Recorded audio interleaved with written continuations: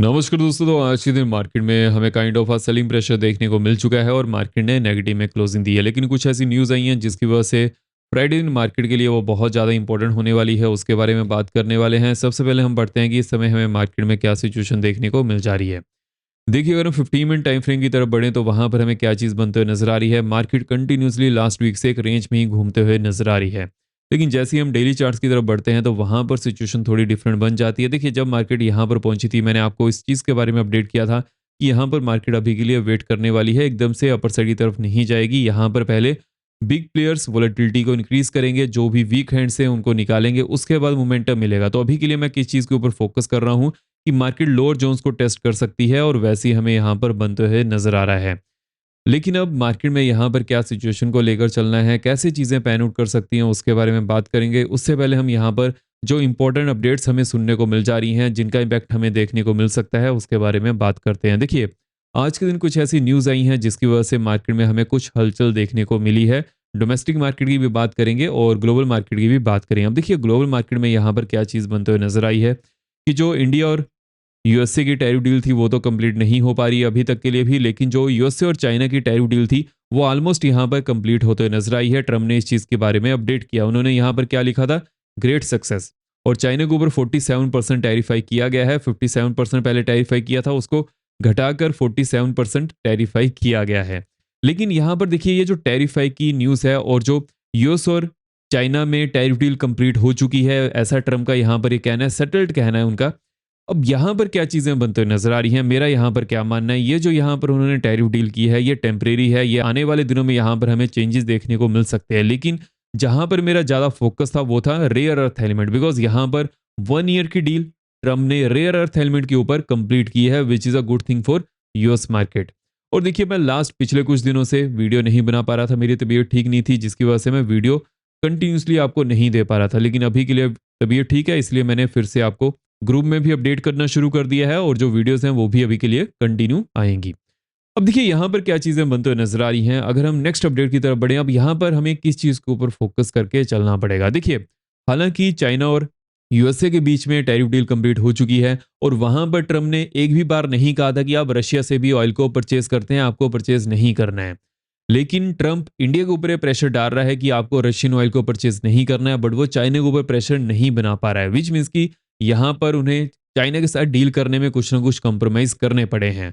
अगर हम current situation की बात करें, अब इंडिया के साथ यहाँ पर क्या सिचुएशन बनते हुए नजर आ रही है। देखिए, चाइना के ऊपर कितना टैरिफाई किया गया है, 47%। अब इंडिया के साथ कैसी डील होती है, कितना टैरिफाई किया जाता है, मेरा यहाँ पर क्या मानना है, मैं वो आपके साथ यहाँ पर शेयर कर देता हूँ।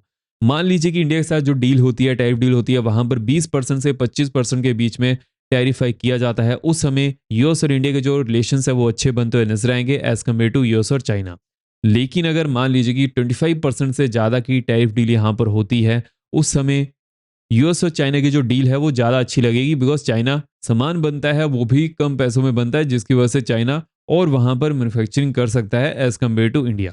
तो ये चीज़ हमें यहाँ पर ध्यान में रखकर चलनी है। हालांकि यूएस और इंडिया में कब यहाँ पर टैरिफ डील कंप्लीट होती है उसके बारे में कुछ भी न्यूज़ नहीं आ रही है। बस इतना कहा जा रहा है ऑफिशियल की तरफ से, जो भी यहाँ पर चीज़ें की जा रही हैं अच्छी तरह से पैन आउट होते हुए नजर आएंगी। बट मान लीजिए कि जो रशियन ऑयल है, अगर इंडिया परचेज नहीं करता, इंडियन रिफाइनरीज उनको परचेज नहीं करती हैं, उस समय क्या सिचुएशन देखने को मिल सकती है। देखिए, जैसे कि मान लीजिए कि हम रशिया से इतना ऑयल को परचेज क्यों करते थे, बिकॉज रशिया इंडिया को कम पैसों में as compare to global rates oil को अवेलेबल करवाता था। लेकिन अभी के लिए क्या सिचुएशन बनते हुए नजर आ रही है, because of the US pressure, Russian oil को यहाँ पर कम करने का दबाव पड़ते हुए नजर आ रहा है इंडियन रिफाइनरीज के ऊपर, जिसकी वजह से क्या सिचुएशन हमें देखने को मिल सकती है कि जितनी भी प्राइवेट रिफाइनरीज हैं वो रशिया से ऑयल को इंपोर्ट नहीं करेंगे। बिकॉज रिलायंस की बात करें तो रिलायंस को यूरोप में भी अपना तेल बेचना है और यूएसए में भी तेल को बेचना है। अगर वो रशिया से ऑयल को इंपोर्ट करेगा, कच्चा तेल को इंपोर्ट करेगा, उसके बाद अगर वो प्यूरिफाई करेगा, उसके बाद वो यूरोप और यूएसए में ऑयल को नहीं बेच पाएगा, जिसकी वजह से रिलायंस ने इस चीज़ के बारे में अपडेट किया था, वो रशियन ऑयल को कम करने वाले हैं। अब देखिए, यहाँ पर क्या सिचुएशन बनते हुए नजर आ रही है, मेरा यहाँ पर क्या मानना है। देखिए, अगर हम पिछले 2 साल पहले चलें तो वहां पर क्रूड ऑयल का प्राइस भी बहुत ज़्यादा हाई था, $100 से ऊपर चला गया था, $85-90 के आसपास रहता था। लेकिन अभी के लिए जो क्रूड ऑयल का प्राइस है वो भी गिरा है। अब क्रूड ऑयल का प्राइस यहाँ पर गिरते हुए नजर आ रहा है। रशियन ऑयल जो था, जो पहले बहुत ज़्यादा सस्ता पड़ता था, अभी के लिए वो इतना ज़्यादा सस्ता नहीं है, जिसकी वजह से जो भी इंडियन रिफाइनरीज हैं और जो प्राइवेट रिफाइनरीज भी हैं वो भी ये डिसीजन लेने में तैयार हो चुकी हैं। अब यहाँ पर क्या सिचुएशन बनते नजर आएंगे? फर्स्ट ऑफ ऑल देखिए, क्रूड ऑयल का प्राइस हालांकि यहाँ पर कम हो चुका है, लेकिन फिर भी जो रशियन ऑयल है वो उससे भी ज़्यादा कम था। अब यहाँ पर क्या सिचुएशन हमें देखने को मिल सकती है? जितनी भी कंपनीज हैं उनका रेवेन्यू थोड़ा कम होने वाला है, लेकिन इतना ज़्यादा कम नहीं होगा। और आने वाले दिनों में हमें ये सिचुएशन भी देखने को मिल सकती है, अगर यूएस और रशिया में कुछ भी यहाँ पर डील होती है उसके बाद फिर से रशियन ऑयल को इंपोर्ट करना शुरू किया जा सकता है। लेकिन उस समय क्या सिचुएशन देखने को मिल सकती है? उस समय जो अदर कंट्रीज हैं वो भी उनसे फ्रीली ऑयल को इंपोर्ट कर सकती हैं, जिसकी वजह से रशियन ऑयल के प्राइस में और जो ग्लोबल प्राइस है उसमें कुछ भी डिफरेंस नहीं बचेगा। तो अभी के लिए जो एक एडवांटेज थी रशियन ऑयल को इंपोर्ट करने की, वो भी अभी के लिए थोड़ा कम होते जा रही है। अगर हम एफ की बात करें कि एफ ने यहाँ पर कैसा डाटा शो किया है, देखिए एफ कंटिन्यूसली सेलिंग करते हुए नजर आ रहे हैं। हालांकि एफ ने यहाँ पर बहुत बड़ा नंबर शो किया था ग्रीन में, लेकिन उसके बाद वो कंटिन्यूसली यहाँ पर सेलिंग कर रहे हैं। डीएस की बात करें तो डीएस एज यूजुअल यहाँ पर ग्रीन में डाटा शो करते हुए नजर आ रहे हैं। तो अभी के लिए क्या सिचुएशन हमें देखने को मिल सकती है? अब एफ यहाँ पर इतनी ज्यादा सेलिंग क्यों कर रहे हैं उसके बारे में बात कर लेते हैं। देखिए, यूएस और चाइना के प्रेसिडेंट में मीटिंग थी, जिसकी वजह से एफ का फोकस चाइना की तरफ ज़्यादा था और उसकी वजह से एफ अभी के लिए कैश में चीज़ों को रखना चाहते थे। आज के दिन हमें ये न्यूज़ भी सुनने को मिल चुकी थी ट्रंप की तरफ से कि जो यूएस और चाइना के यहाँ पर रिलेशन है वो अच्छे हो चुके हैं और एक काइंड ऑफ यहाँ पर डील भी बन चुकी है, जिसकी वजह से एफ का और भी यहाँ पर कॉन्फिडेंस बढ़ते हुए नजर आया और उसकी वजह से एफ अदर कंट्रीज में सेलिंग कर रहे हैं और वो चाइना की तरफ थोड़ा जाना शुरू कर सकते हैं। अब यहाँ पर इस चीज़ का वेट किया जाएगा कि यूएस और इंडिया में कब टैरिफ डील कंप्लीट होती है, उसके बाद ये सिचुएशन यहाँ पर चेंज हो सकती है। लेकिन टिल देन हमें यहाँ पर वेट एंड वॉच ही करना पड़ेगा। अगर हम यूएस मार्केट की बात करें, देखिए जैसे कि एफओएमसी मीटिंग में पहले से ही ऑलमोस्ट डिसाइड हो चुका था कि 25 बेसिस पॉइंट रेट कट होना है, लेकिन जो मेजर यहाँ पर चीज़ बनते हुए नजर आ रही थी पॉवेल की स्पीच से जो हमें सुनने को मिला है कि इस ईयर के लिए ओनली एक ही रेट कट होना है, जिसकी वजह से यूएस मार्केट उसको कुछ ज़्यादा अच्छा लेते हुए नजर नहीं आई है। अगर हम यूएस मार्केट में डाटा की बात करें, अभी तक के लिए भी यूएस में गवर्नमेंट शटडाउन खत्म नहीं हुआ है, जिसकी वजह से कोई भी डाटा यहाँ पर टाइमली नहीं आ पा रहे हैं। आज के दिन भी इनिशियल जॉबलेस क्लेम डाटा और जीडीपी डाटा रिलीज होने थे, जो कि अभी के लिए डिले हो चुके हैं। जैसे इसके बारे में कोई नई अपडेट आएगी वो तो चलिए हम डिस्कस करने वाले हैं, लेकिन अब यहाँ पर किन जोन्स के ऊपर फोकस करना है, फ्राइडे दिन क्या यहाँ पर सिनेरियो बन सकता है उसके बारे में बात कर लेते हैं। देखिए, मार्केट ने कहां पर क्लोजिंग दी है? 25,877। अब यहां पर किस चीज के ऊपर फोकस करना है? अगर हम यहां पर इंपॉर्टेंट जोन्स की बात करें, 875 टू 840, ये जो यहां पर जोन है ये एक अच्छी खासी सपोर्ट जोन है और आज के दिन मार्केट यहीं पर ही सपोर्ट लेते हुए नजर आई है। अगर 840 जोन टूटती है डाउन साइड में, नेक्स्ट जोन यहाँ पर 765 की बनने वाली है। उसके बाद जो नेक्स्ट जोन हमें यहाँ पर देखने को मिल सकती है 705 टू 690।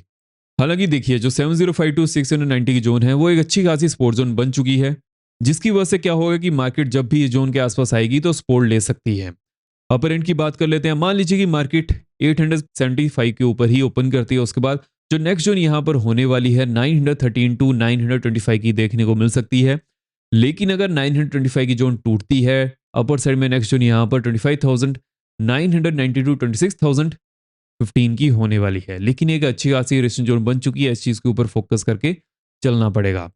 बट अगर हम बैंक्स की बात करें कि बैंक्स में क्या सिनेरियो बनते हुए नजर आ रहा है, देखिए बैंक्स आज के दिन कैसा परफॉर्म किया, अच्छा खासा ही परफॉर्म करते हुए नजर आए हैं, लेकिन वो सेकंड हाफ में ही परफॉर्म कुछ किए हैं। उससे पहले हमें यहाँ पर kind of range bound he scenario बनते हुए नजर आ रहा था। देखिए, मार्केट चाहे ऊपर जाए या फिर डाउन साइड जाए, वहां पर सिनेरियो क्या बनता है उसके ऊपर ज्यादा फोकस होना चाहिए। मुझे यहाँ पर इस चीज के ऊपर ज्यादा अच्छा लगता है कि मार्केट रेंज बाउंड हो, बिकॉज अगर मार्केट रेंज बाउंड होगी वहां पर कुछ भी नहीं बनेगा।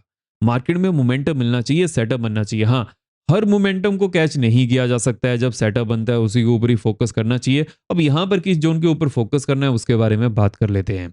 मान लीजिए कि मार्केट 58,000 टू 57,935 की जोन को तोड़ती है, उसके बाद जो नेक्स्ट जोन यहां पर बनने वाली है ऑलमोस्ट हमें यहां पर 750 टू 735 की नेक्स्ट जोन देखने को मिल सकती है। उसके बाद जो नेक्स्ट जोन यहां पर बनते हुए नजर आ रही है 630 टू 615 की नजर आने वाली है। उसके बाद जो नेक्स्ट जोन यहां पर रहने वाली है 500 टू 475 की देखने को मिल सकती है। अपर एंड की बात कर लेते हैं कि अपर एंड में कौन सी इंपॉर्टेंट जोन्स होने वाली है। मान लीजिए कि मार्केट 58,000 के ऊपर ही ओपन करती है, उसके बाद जो नेक्स्ट जोन यहाँ पर होने वाली है 58,200 टू 275 की देखने को मिल सकती है। हालांकि देखिए, यहाँ पर मार्केट रेजिस्टेंस फेस कर सकती है, जैसे कि आज भी फेस करते हुए नजर आई है।